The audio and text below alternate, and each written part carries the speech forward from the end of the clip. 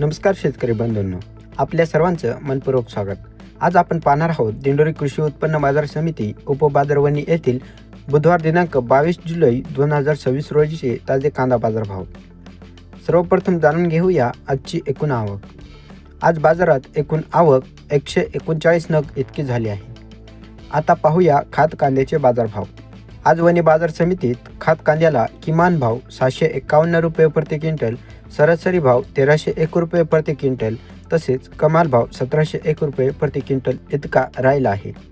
आता जाणून घेऊया गोल्टी कांद्याचे बाजारभाव। आज वणी बाजार समितीत गोल्टी कांद्याला किमान भाव 1101 रुपये प्रति क्विंटल, सरासरी भाव 1911 रुपये प्रति क्विंटल तसेच कमाल भाव 2335 रुपये प्रति क्विंटल इतका राहिला आहे। आता पाहूया उन्हाळ कांद्याचे बाजारभाव।